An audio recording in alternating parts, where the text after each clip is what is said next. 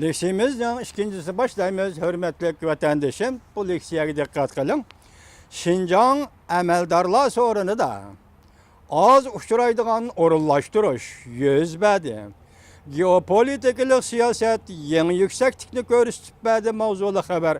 Onun cayının 17. günü Dovitor betidi ilan kılındı haber. Mundaq başlandı. Yakında Li Pengxin isimli bir kişi Şinjan Uygur Abnum Rayını Partiya Komiteti əzalı. Partiya Komitetinin əzası, daimi əzası, muavin sekreter bulup təyinləndi. Mətbuatla Şinjan Uygur Abnum Rayını rəhbərliginin qiyafətində özgürüş bolğanlığı dikkat kıldı. Şinjan Uygur Abnum Rayını 4 nəfər muavin sekreter seplendi. Şu arkalık Merkezi Komitetinin 2 nəfər muavin sekreter bilen 2 nəfər muavin sekreteri sepleşti ibaret kaydı tüzümlerimi bozup taşlandı. Təhlilçilər munda görsətdi. Şinjan rayını koş toplaş adette kütkünümüzden eşip ketdi. Şinjan asla Kompartiyanın siyasi kadirla teşkilat bölüm işleri boyunca en yukarı pellede turvatqanlığı münazir talep kılmaydıgan pakt aylandı. Şundaq Xitayning hocam bu deydi. Raketa kısımları Şinjan kelip urullaştı. Teha Amerika sat sistemisi Koreya gelip bağını yok. Şunundan korkup ketken, çöçüp ketken Xitay hazır raketa kısımlarını Şinjan'a urullaştırdı. Endilikte əməldarlarını tanışavat.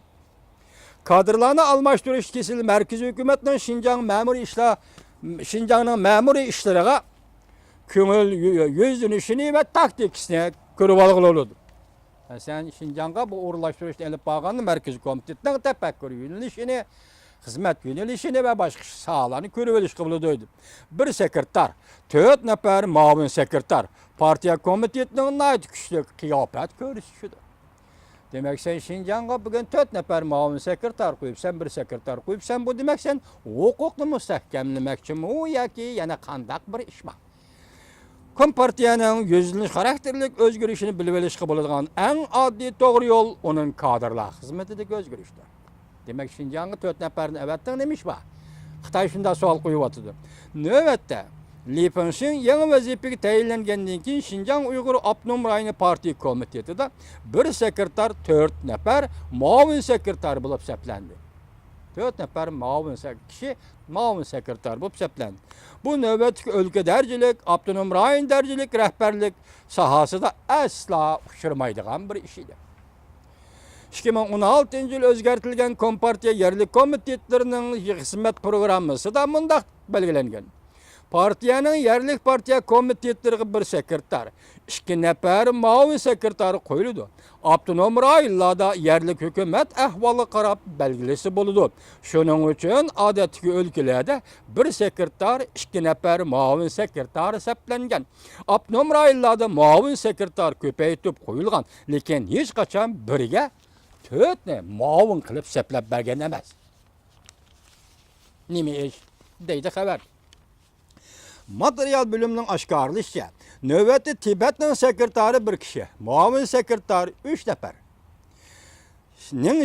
Ningxia Abnum Rayının sekreteri 1 nəfər, muavin sekreteri 2 nəfər. Guangxi'nin sekreteri 1 nəfər, muavin sekreteri 2 nəfər. Mongol'un sekreteri 1 nəfər, muavin sekreter 2 nəfər qılıb təyinlənген. Neymiş ki Şinjan'a kelgen Şinjan Uygur Abnum Rayını'na kelgende sekreter 1 nəfər, muavin sekreter 4 nəfər bulup kaldı. Bunun yani Can Tünşenli yütkep ketişten ibaret teşkili işladığın qaraganda Şinjan degen bu orunның Jungdan Xayның nazarida qanchalik muhim orunda turduğanlığını körüp algılı bulur. Şundaq Şinjan degen bu orunның Jungdan Xayның nazarida qanchalik orunda turduğanlığını körüp algılı buldu. Çünkü Şinjan tarixtin biri 20. asırның 40. yıllardan biri Rus komünistlerden Irak Şark siyasetini tanışaydıgan orun bulup gelgen edi Şinjan.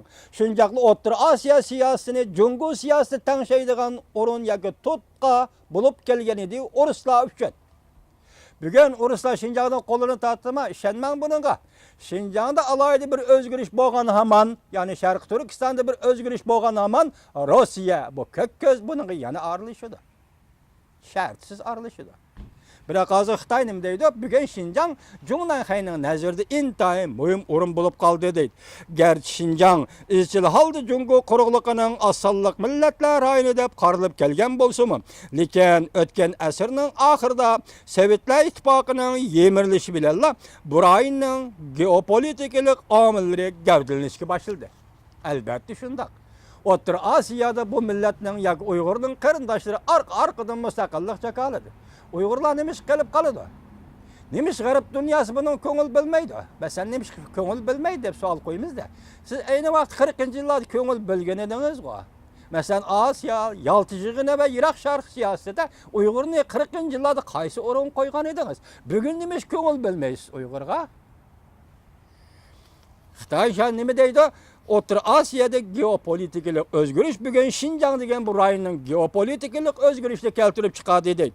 Hammaga ma'lumki, Xinjiang Jungo uchun geopolitik siyosat ma'nosida bexatarlik balvag'i bo'libla qolmasdan o'rniga yana boshqani izlab topqili bo'lmaydigan, o'rniga yana boshqani qo'yg'ili bo'lmaydigan energiya manbaidir. Jungo'ning energiya bexatarligida intayin muhim strategik o'ringa ega Xinjiang. Jamoat fikri mundaq hisoblaydi. Xinjiangning geopolitik o'rnini unumli joriy qildiradigan bo'lsa, O'rta Sharqning va O'rta Osiyo Kaspiy dengiz rayonining bexatar Kaspiy dengiz rayonining nefat va tabiiy gazini Xinjiang orqali Jungo'ning har qaysi joylariga yetkazib kelgili bo'ladi. Rossiya ayni chaqda O'rta Osiyoni parchalab boshqarib, o tarafdagi 4-5'ini o'zining kontrolli ostiga olib, Xinjiang degan bu Sharq Turkiston degan bu zaminni Xitoy qo'shib berib, O'rta Osiyoni bo'lib parchalab, oxir yetmoqchi bo'lgan maqsadi O'rta Sharqni kontrol qilish edi. Demak, O'rta Sharq bilan O'rta Osiyoni ayirib tashlab etgan Rossiya edi. Bugun ko'rib beqing, Rossiya Suriyada nima ish qilyapti? Mushundaq oqibatli.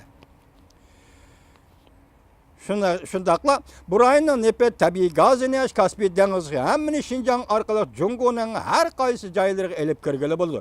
O'ng'ayla boshqalar tarafidan tizgilinib ketadigan Malakka bo'g'izidan yiroq turg'ili bo'ldi. Demak, dengiz yo'lida Malakka bo'g'izi har kim har qanday vaqtda tizginlab qilishi mumkin. Xitoyning parxodlari bu yerda o'tolmaydi. Shu quruqlikda yo'l izlaganda Xinjiang yuzlanish va Kaspiy dengiz, O'rta Osiyo mushu oraliqda gaz neftning hammasini Jungo'ga to'shishga bo'ladi. Shunga Xinjiang Jungnanxayning nazarida muhim deydi. Xinjiang Yevroosiyoning markazida turibdi. Yevroosiyoning qonidan bo'g'ib oldigan belbog'dir. Jungo'ni O'rta Osiyo, O'rta Sharq har qaysi davlatlar bilan tutashtiradigan muhim qatnash yo'lidir. Atrofdagi davlatlarning boylik manbalaridan va bozordan foydalanish Xinjiang intay foydalanishda Jungo uchun Xinjiang intay muhim o'rinda turdi. Mushunda geopolitik ustunlik turgan va gavdalantirilgan bu makonning xislatlari hozir dunyodagi har qaysi cho'ng davlatlar uchramaydigan bir holdir. Hech qanday davlatlarda bunday strategik o'rin yo'q deydi. Ya'ni Xitoyning o'zining tilini o'zgartirib tarjima qilib so'zlasak, hech qanday cho'ng davlatning Jungo'ning Xinjiang rayonidagi mustamlika rayoni yo'q deydi. Foydalanishga bo'ladigan ham energiya, ham qatnash, ham geopolitika, ham boshqa siyosiy yo'ldan foydalagan birdan-bir mana bu Xinjiang. Bu boshqa davlatlarda bunday narsa yo'q deydi. Demak, yo'q ekanligi rost. Albatta shunday. Hozir Xinjiangda ot yangi ishlash rahbarlarini almashtirish uchun maqsad zodi nima? Nimaga tayyorlik qilyapti Xitoy hukumati mana bundan qarash? Uyg'urlarni bostirishmi yoki yana boshqa bir sabablar bormi?